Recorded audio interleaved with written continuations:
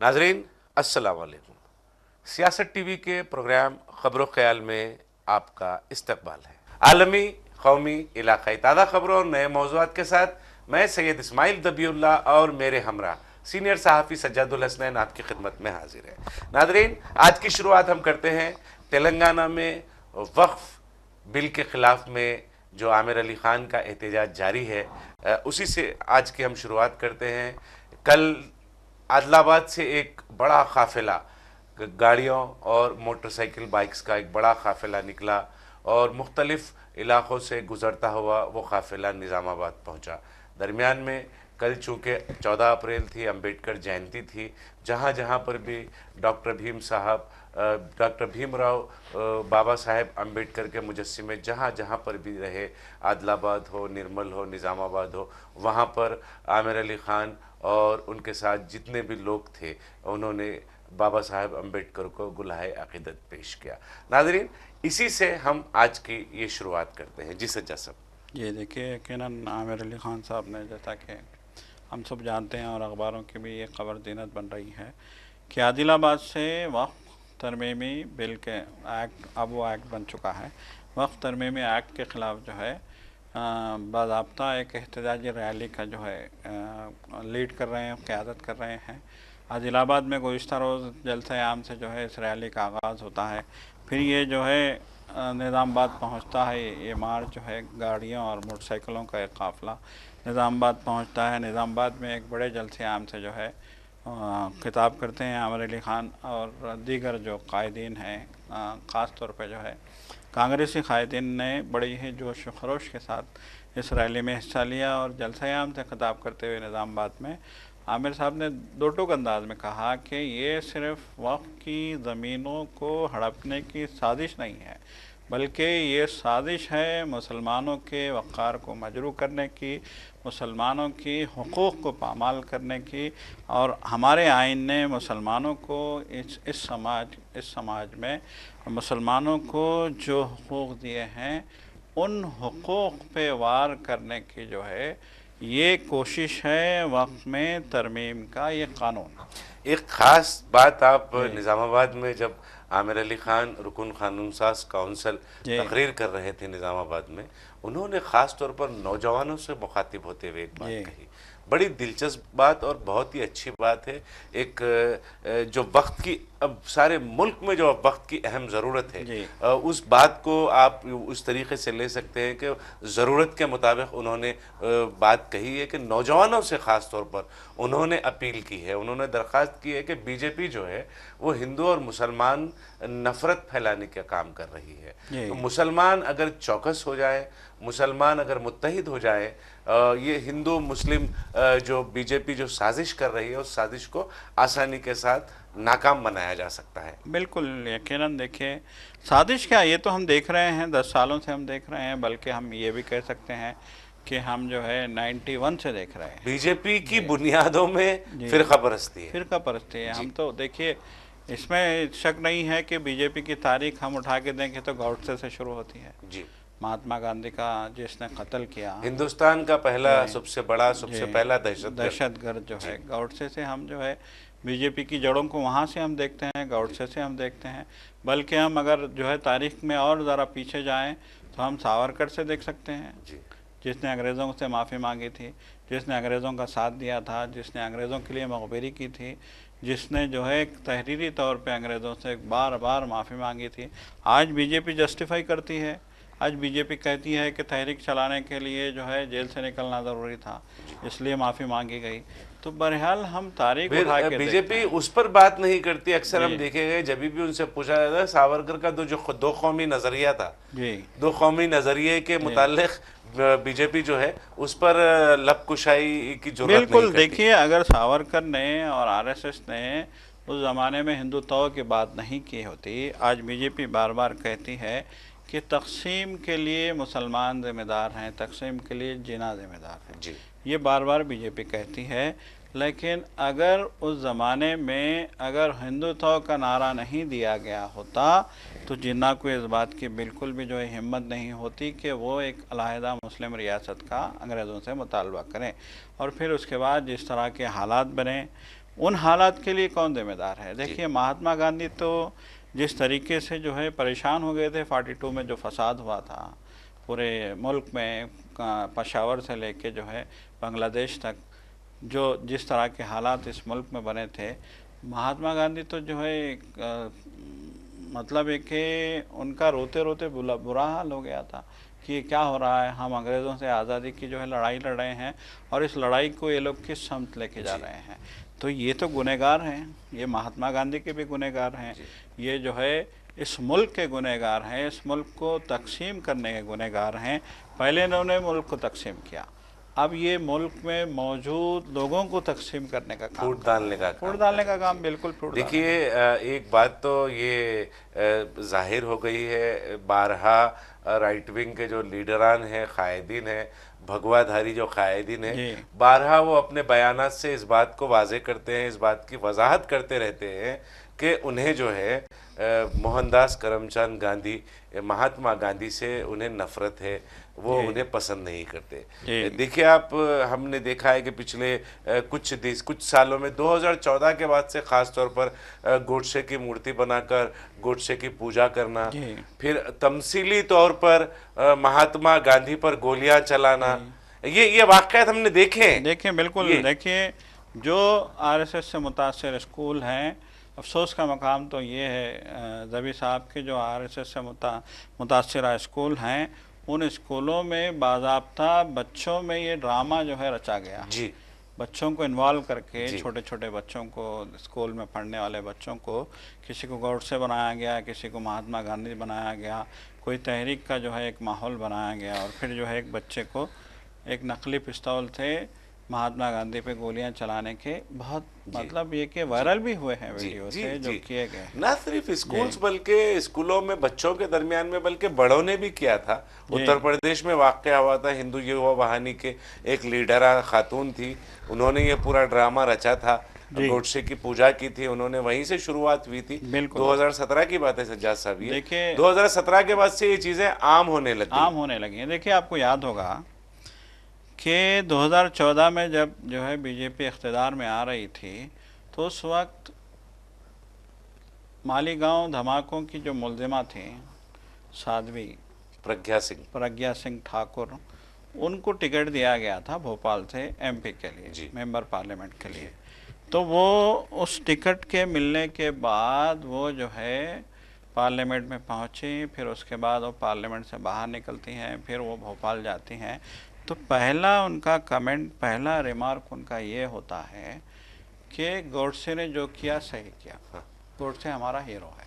उसके बाद नरेंद्र मोदी की नाराजगी का ड्रामा रचा गया, फिर उन्हें 2019 का टिकट से महरूम कर दिया गया इसी हवाले से।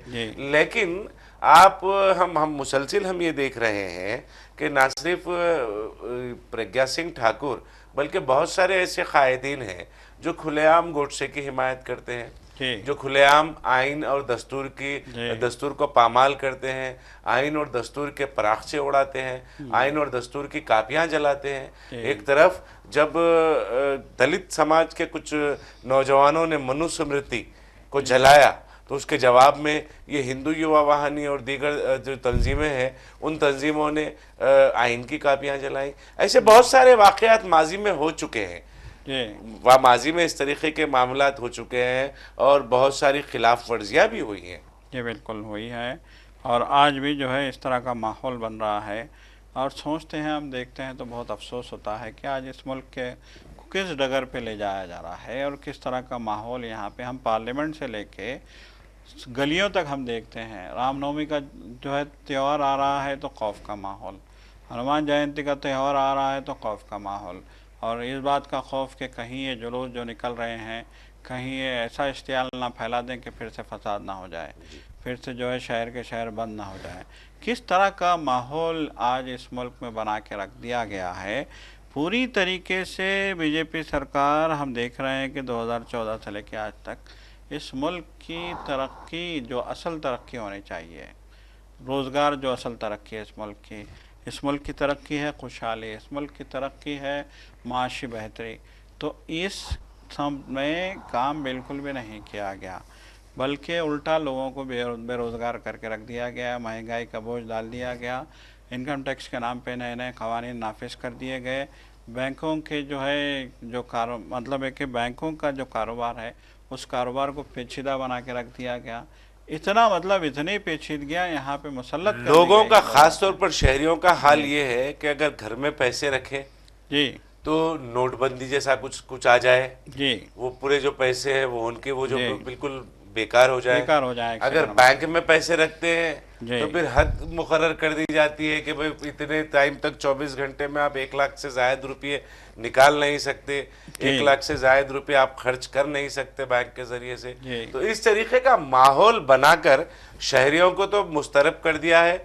दूसरी तरफ ये जो नाकामियां हैं, इससे जो जो नुकसानात हो रहे हैं उनकी पर्दापोशी करने के लिए जी ये नित नए खवानीन लाए जा रहे हैं, बयानात दिए जा रहे हैं। तो इसी के खिलाफ में आमिर अली खान ने आदिलाबाद से जो हैदराबाद तक की रैली थी वो कल निज़ामाबाद पहुंची, और फिर आज सुबह निज़ामाबाद से वो रवाना हुए, मुख्तलिफ कामारेड्डी वगैरह से होते हुए, संगारेड्डी वगैरह से होते हुए वो आज शाम 9 बजे मतलब ईदगाह बिलाली जो है हॉकी ग्राउंड है जी, वहाँ वहाँ पे पर पहुंचेंगे। एक वो जो उनका काफिला है वो वहाँ पर पहुँचेगा, और वहाँ पर जो है एक बड़ी इज्तिमाई दुआ होगी। और वो इज्तिमाई दुआ में यही कहा जा रहा है, और अपने पूरे रास्ते भर उनकी जहाँ जहाँ पर भी तकरीरें हुई, जहाँ जहाँ पर भी उन्होंने मीडिया से बात किया, एक ही बात कही है कि ये वक्फ को बचाने के लिए तहरीक नहीं है, हमारे दस्तूर को बचाने के लिए, हमारे आइन को बचाने के लिए। दस्तूर में जो आइन में जो हुकूक मुसलमानों को, दीगर अक़लियतों को, दलितों को, पसमानदों को, पिछड़ों को, कबाइलियों को दिए गए हैं, जिसको छीनने का काम बीजेपी कर रही है, तो उसको बचाने के लिए हम ये तहरीक चला रहे हैं। और इस तहरीक का ख़ास तौर पर उन्वान दिया गया है, इस तहरीक को, इस तहरीक के लिए एक नाम दिया गया है। राहुल गांधी ने इस तहरीक की शुरुआत की है, ख़ास तौर पर बाबा साहेब भीमराव अंबेडकर की जयंती के मौके पर उन्होंने कहा जय भीम, जय बापू और जय संविधान। ये 3 नारों को इकट्ठा करके रैली निकाली गई है, जिसका आज शाम 15 अप्रैल की शाम में वो इख्तिताम होगा। उसका जो ईदगाह बिलाली जो हॉकी ग्राउंड है वहाँ पर दुआइया इज्तिमा के ज़रिए इसका इख्तिताम अमल में आएगा। सज्जाद साहब, नरेंद्र मोदी जो है वज़ीर आज़म है, कल भी हम बात कर रहे थे नाजेबा रिमार्क्स की, और बेहुदे जिस किस्म के फ़िक्रे कसे जाते हैं, बयानात दिए जाते हैं, योगी आदित्यनाथ के हवाले से हम कल बात कर रहे थे। आज एक बात निकल कर साए, कल हरियाणा में वज़ीर आज़म होने के साथ साथ आप मुल्क के सबसे बड़े ओहदे पर फायज़ हैं, आप वहाँ पर बैठे हैं जहाँ पर आपके लिए मज़हब जो है सब नीचे आ जाता है, आइन सबसे ऊपर आ जाता है, वहाँ पे दस्तूर वहाँ पर आ जाता है, दस्तूरी ओहदे पर आप फायज़ हैं, मुल्क के वज़ीर आज़म है।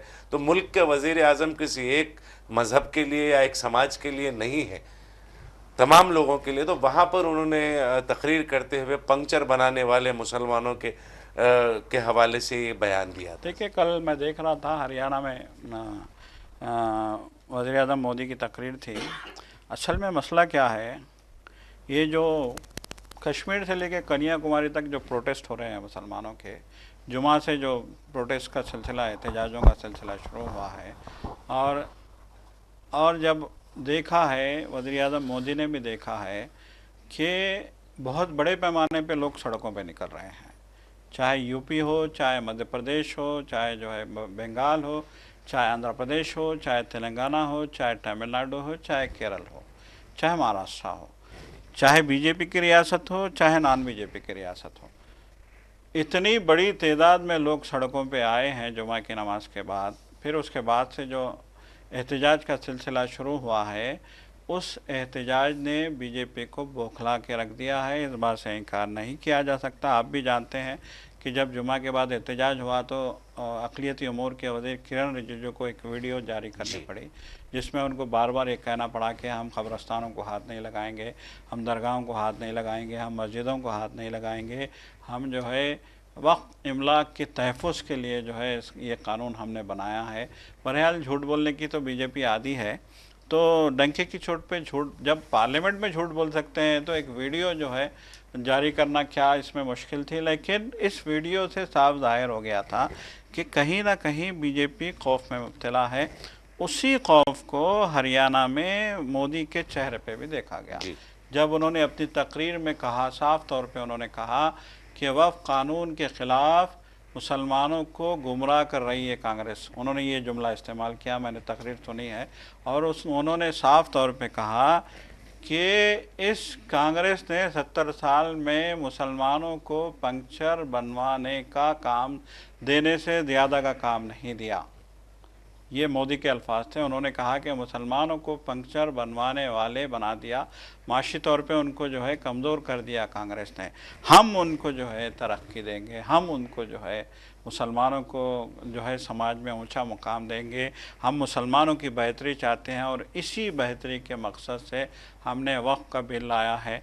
उसी दिन मोदी की तकरीर से 1 घंटा पहले योगी आदित्यनाथ की तकरीर आती है जिसमें वो कहते हैं कि हम औकाफ़ी जायदादें छीन के गरीब दलितों को देंगे। जी देखिए तदाद, देखिए आप, एक जानिब अम्बेडकर की जयंती के मौके पे योगी कह रहे हैं कि हम वफ़ की ज़मीन छीन के गरीब दलितों को देंगे, दूसरी जानिब मोदी कह रहे हैं कि वफ़ मुसलमानों को इंसाफ दिलाने के लिए वफ़ का कानून आया है, हम मुसलमानों को बेहतर बनाने के लिए उनकी ज़िंदगी, उनकी जायदादों को जो है उनकी बेहतरी के लिए इस्तेमाल करेंगे। तो एक जानिब वज़ीर आज़म का ये बयान आता है, दूसरी जानिब यूपी के वज़ीर आला का ये बयान आता है, और फिर वज़ीर आज़म कांग्रेस पे ये इल्ज़ाम लगाते हैं कि पंक्चर बनाने वाला बना दिया है मुसलमानों को। तो यकीनन इस तरह की जो है, जो अल्फाज का जो खेल खेला जा रहा है उसमें साहब एक दिलचस्प बात ये है कि पूरा, मैं इत्तेफाक से वो वक्फ अमेंडमेंट बिल जब आया था तो हमारे तेलंगाना वक्फ बोर्ड का एक इजलास हुआ था बिल के आने के साथ ही, तो वहाँ पर एक कॉपी बिल की जो दी गई थी, मेरे हाथ में भी वो बिल की एक कॉपी आई थी। मैंने उसको बड़ा मतलब उसी वक्त में मैंने देखा, बड़ी ज़ख़ीम, लगभग 200 से ज़ायद सफ़ात पर मुश्तमिल वो पूरी बिल है। वो मैं पढ़ा, उसका पूरे 200 सफ़ात पढ़ने का इत्तेफाक हुआ। कहीं पर भी मुसलमानों को इसका फायदा होगा, मुसलमानों को ये ख़त्म करके इधर से मुसलमानों को ये पहुंचाया जाएगा, मुस्लिम ख़वातीन को ये दिया जाएगा, यतीम बच्चों के लिए ये मुख्तस किया जाएगा, वो बिल में कहीं जिक्र नहीं है। और लफ्ज़ पसमानदा, तो ख़ास तौर पर बीजेपी इस वक्त इस लफ्ज़ का बहुत ज़्यादा इस्तेमाल कर रही है।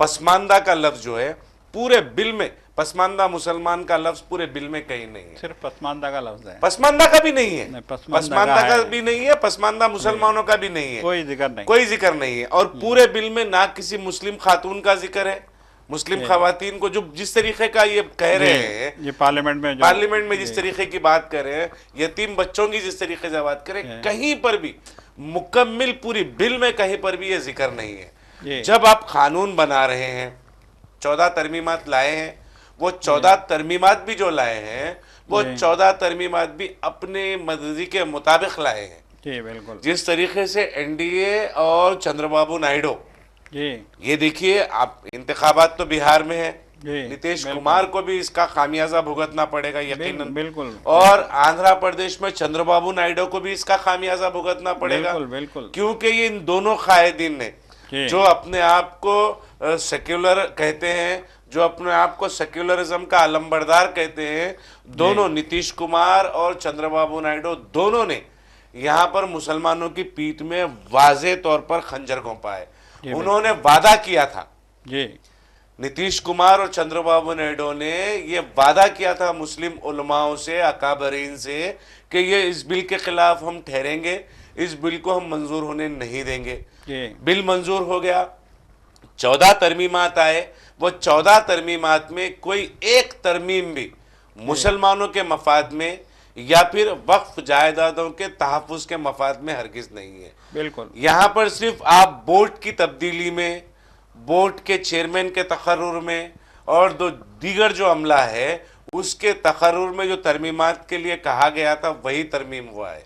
जी जायदादों की हिफाजत के लिए कोई कानून में तरमीम नहीं लाई गई है। जी बिल्कुल बिल्कुल। देखिए आप अंदाज़ा लगाइए कि देखिए ये तो सभी कह रहे हैं, साफ तौर पे कहा जा रहा है, हर कोई ये कह रहा है। देखिए पार्लियामेंट में जब बहस हो रही थी, जब बिल पेश किया गया, जब बिल को मुतारिफ करवाया गया पार्लियामेंट में, किरण रिजिजू ने जब ये बिल पेश किया पार्लियामेंट में, तो फिर जो है अपोजिशन को बहस के लिए मौका फराहम किया गया।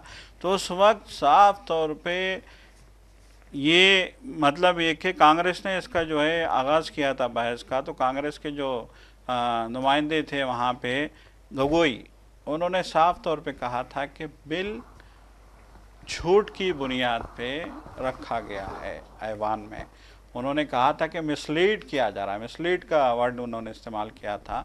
उन्होंने कहा था कि ऐवान को मिसलीड किया जा रहा है, बिल झूठ की बुनियाद पे है। बिल में कुछ और लिखा है, किरण रिजिजू बोल कुछ और रहे हैं। वो बोल रहे थे कि हम मुसलमानों को ऐसा करेंगे, मुसलमानों की जायदादों को बचाएंगे, वक़्फ़ को जो है मुनज़्ज़म करेंगे, सिस्टमेटिक करेंगे, वक़्फ़ की जायदादों की हिफाजत करेंगे और उसको जो है गरीबों में जो है बांटने की जो है हम वो इंतज़ाम करेंगे वगैरह वगैरह। तो उन्होंने कहा कि मिसलीड किया जा रहा है ऐवान को। अब देखिए जो जमात ऐवान को मिसलीड करने की जुर्रत कर सकती है, लोकसभा को मिसलीड करने की जुर्रत कर सकती है, उससे अब क्या जो है भरोसा करेंगे कि वो मुल्क के मुसलमानों के साथ भलाई करेगी? ये सबसे बड़ा सवाल है यहाँ पे। और ये सवाल अपनी जगह है बाज़ाब्ता। देखिए अबू आज़मी ने जो सवाल उठाया है, जो मोदी के जो है रिमार्क पे, मुसलमानों के पंक्चर वाले रिमार्क पे जो सवाल उठाया है, उन्होंने कहा कि बीजेपी ने एक भी मुस्लिम को टिकट नहीं दिया, जी। एमपी या एमएलए नहीं कभी बनाया, नहीं देती, कभी नहीं ना देती। एमएलए बनाया ना एमपी बनाया। ठीक है, ये अपनी जगह है। अब यहाँ सवाल ये है कि बीजेपी ने अब तक कितने क़वानीन बनाए, चाहे वो 3 तलाक़ का कानून हो। एक झटके में मुसलमानों को जो वजीफ़ा मिल रहा था, मुसलमान बच्चियों को, तालिबात को जो वजीफ़ा मिल रहा था, एक झटके में ख़त्म कर दिया। स्कॉलरशिप बंद कर दिया, स्कॉलरशिप एक झटके में बंद कर दिया गया। आपको याद होगा कि जो है सब्सिडी, हज की सब्सिडी दी जाती बर्खास्त थी, कर दी गई है। एक सेकंड में बर्खास्त कर दी गई है हज की सब्सिडी। डंके की चोट में मुसलमानों को जो है नुकसान पहुंचाने का काम किया जा रहा है और मुसलमानों के खिलाफ बिल लाए जाते हैं और ये गुमराह करने की कोशिश की जाती है कि हम आपकी भलाई के लिए बिल ला रहे हैं। इससे बड़ा अलमिया क्या हो सकता है, बताइए आप। बिल्कुल ये हकीकत है रजा साहब। और फिर दुहाई दी जाती है मुसलमानों की, पसमानदा मुसलमानों की, मुस्लिम खवातीन की, मासूम बच्चों की, यतीम बच्चों की दुहाई दी जाती है। और मगर जो है आप देखिए, आप गुजरात के 2002 के फसादात जो हैं उसमें कई मासूम बच्चे यतीम हो गए, कई बहनें हमारी बेवा हो गई, कई बहनों की इस्मतें लूट ली गई, उनके साथ आज तक इंसाफ नहीं मिला, उन्हें आज तक इंसाफ नहीं मिला। फिर भी ये हुकूमत जो है, क्योंकि मरकज़ में गुजरात में भी बीजेपी हुकूमत थी, अभी भी बीजेपी हुकूमत है और मरकज़ में भी बीजेपी हुकूमत है, तो आप ये मुसलमान जो है ये बीजेपी हुकूमत से किस तरीके की अपने से हमदर्दी की तवक्को रख सकते हैं?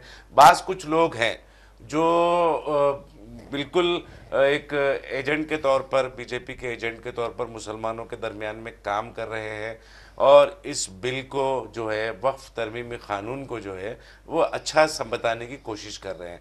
हालांकि उनकी शबीह कुछ ऐसी ख़ास नहीं है कि वो मुसलमानों पे असरअंदाज हो सके। जैसा कि आपने अपनी बात की शुरुआत में कहा सज्जाद साहब के वज़ीर आज़म नरेंद्र मोदी और जो जिस तरीके के किरण रिजिजू का जो स्टेटमेंट आया, वीडियो स्टेटमेंट आया, वो बौखलाहट है, वो परेशानी है। ये एक रुझान, एक तासुर मुसलसिल देने की कोशिश की जाती है जब कभी भी कानून लाएं। जैसा जिस तरीके के ट्रिपल तलाक का कानून लाया गया, उस वक़्त ये एक तासुर बनाया गया कि मुसलमान इससे खुश है, मुस्लिम ख़वातीन इससे नाराज़ हैं। हालांकि आप बताइए, जिस दिन से कानून नाफिज हुआ तब से लेके आज तक कोई ऐसा मामला आप सुने जिसको सज़ा हुई? बिल्कुल। देखिए जो कोई ऐसा मामला सुने आप जो 3 तलाक के मामले में जिस पर मुकदमा दर्ज हुआ? कुछ भी ऐसा नहीं हुआ, मगर एक तासुर बना दिया गया, कानून बना दिया गया, मुसलमानों के खिलाफ उसको कर दिया गया। जब वक्फ तरमीमी कानून लाया जा रहा था उस वक्त भी ये बात कही जा रही थी कि मुसलमान इससे नाराज है, वक्फ जो है मुसलमानों को उससे कुछ फायदा नहीं हुआ, मुसलमान इस बिल की तायद में है।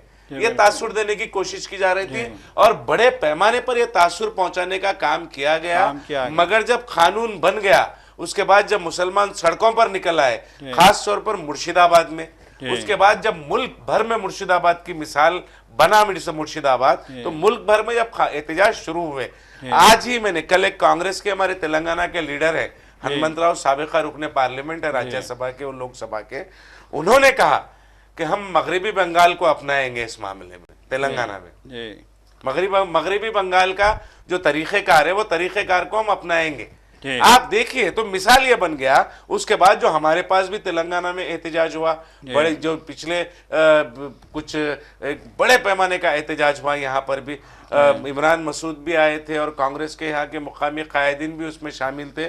फिर आमिर अली खान का जो आदिलाबाद से हैदराबाद तक की रैली है, एक नया ख्याल, एक नया माहौल बना रहे हैं। बिल्कुल एक नया, ये इसके खिलाफ में एक नया रुझान बना रहे हैं। पूरी रियासत में एक बेदारी मुहिम, पूरी रियासत में, खास तौर पर शुमाली तेलंगाना में जो है ये बेदार हो गए हैं। शुमाली तेलंगाना के मुसलमानों को आमिर अली खान ने अपनी रैली के जरिए बेदार कर दिया है। बिल्कुल यहाँ पे एक काम हो गया है। तो वो जो आज शाम में जब इख्तिताम पजीर हो गए, जो रैली इख्तिताम पजीर होगी, इज्तिमाई दुआ होगी, उसके बाद जो है एहतजाज में शिद्दत तेलंगाना में पैदा होना यकीनी है। बिल्कुल बिल्कुल, अब हालात तो यही हैं।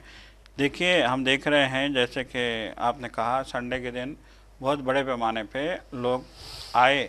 जब रैली का ऐलान किया गया, कांग्रेस के अक़लियती कायदीन की तरफ से जब रैली का ऐलान किया गया, तो बहुत बड़े पैमाने पे लोग पहुँचे, टैंक बंड पहुँचे। और उसके बाद हमने देखा कि जो है रैली, जो एहतजाज हुआ वो फ़क़ीदुल मिसाल हो गया था। फिर उसके बाद अब ये जो रैली भी निकल रही है और मुसलसिल एहतजाज है यहाँ से और सिलसिलेवार। जी बिल्कुल, डिस्ट्रिक्ट लेवल पे भी लोग जो है मुसलसल एहतजाज कर रहे हैं और ये सिलसिला चल पड़ा है। और ये सिलसिला यकीनन साफ तौर पे कहा गया है कि जब तक बीजेपी गवर्नमेंट बिल को वापस नहीं लेती है, इस कानून को, उस वक्त तक मुसलमानों का एहतजाज जारी रहेगा। और मुझे यकीन है कि धीरे धीरे जो है ये एहतजाज एक तहरीक, शाहीन बाग जैसी तहरीक में बदल जाएगा। सजा साहब, खुशी की बात यह है, खुश आइन बात यह है कि ये बिल के खिलाफ में जहां मुसलमान एहतजाज कर रहे हैं, वहाँ पर सिख बरादरी भी जो है मुसलमानों के शाना बाशाना खड़ी नज़र आ रही है, ईसाई बरादरी भी शाना बाशाना खड़ी नज़र आ रही है, और दलित भाई जो है इस मुल्क के, वो भी मुसलमानों के शाना बाशाना वक्फ तरमीमी कानून के खिलाफ खड़े नज़र आ रहे हैं। बिल्कुल देखना है, जैसा कि आपने कहा कि ये जो ये जहद मुसलसिल है, ये जहद मुसलसिल तहरीक की शक्ल यकीनन इख्तियार करेगी और एक इनकलाब यकीनन बरपा होगा। बिल्कुल बिल्कुल, इनकलाब तो आना ही है। तो नाजरीन, अब वक्त हो चला है, सियासत टीवी से आप जुड़े रहें। हमारा ये प्रोग्राम आपको कैसा लगा, आप ज़रूर अपनी राय कमेंट बॉक्स में अरसाल करें और सियासत टीवी की सारी टीम को अब दें इजाज़त। खुदा हाफिज़। खुदा हाफिज़।